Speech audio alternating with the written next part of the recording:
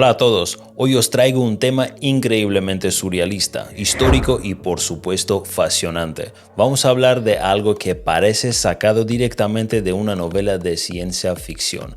Los tanques voladores. En un momento concreto de la historia, durante la Segunda Guerra Mundial, un visionario llamado Oleg Antonov tuvo una idea que parecía revolucionaria: combinar un tanque con un avión. En su contexto, esta propuesta tenía sentido, pero pronto se toparon con ciertos desafíos que no encajaban del todo. Quédate hasta el final del vídeo para descubrir todos los detalles interesantes y, por supuesto, no olvides suscribirte al canal y darle un buen fuerte al botón de me gusta. Comenzamos.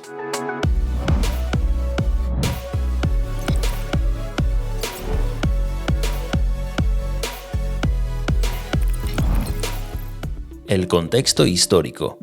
En plena Segunda Guerra Mundial, los ingenieros militares buscaban formas de superar cualquier obstáculo. De ahí nació la idea de los tanques voladores. La logística militar durante este periodo era un desafío enorme. Movilizar tanques a través de terrenos complicados como bosques o montañas podría retrasar operaciones clave. Al mismo tiempo, la aviación estaba evolucionando rápidamente, lo que llevó a algunos a preguntarse: ¿y si llevamos los tanques por aire? El diseño y la idea del A-40. Una de las ideas más serias fue el A-40KT Krylia Tanka, diseñado por la Unión Soviética en 1942. Este prototipo combinaba un tanque ligero T-60 con un planeador. El tanque T-60 era ideal por su peso ligero, alrededor de 6 toneladas, pero incluso con esta reducción, moverlo por aire era un reto.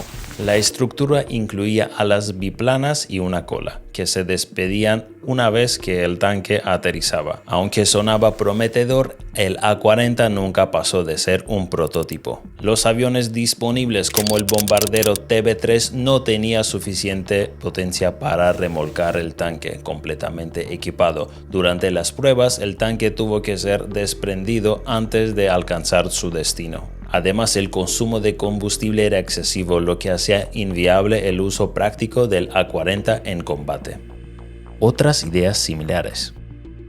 No solo los soviéticos experimentaron con ideas extravagantes. En el Reino Unido se trabajó en el programa Hamilcar, un planeador diseñado específicamente para transportar tanques ligeros. Este programa, desarrollado por el Ministerio de Aire británico durante la Segunda Guerra Mundial, fue un esfuerzo notable para superar las limitaciones de la movilidad terrestre en operaciones de invasión. Los planeadores Hamilcar jugaron un papel destacado durante el día D, transportando tanques Tetrach y otros vehículos a las playas de Normandía. Sin embargo, a pesar de su ingenioso diseño, la efectividad de estos planeadores fue limitada debido a problemas con la presión del aterrizaje y la vulnerabilidad durante el vuelo y el desembarco. Por su parte, los alemanes desarrollaron ambiciosos planes para lanzar tanques desde aviones utilizando paracaídas. Uno de los proyectos más conocidos fue el Panzer Parachute, que pretendía equipar tanques ligeros Panzer II con sistemas de aterrizaje aéreo.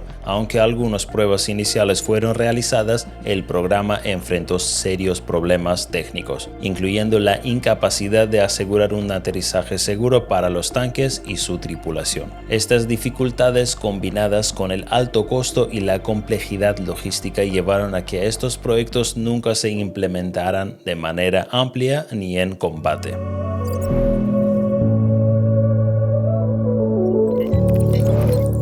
Estas ideas reflejan la creatividad y desesperación de la época, donde cada país buscaba una ventaja tecnológica en el campo de batalla.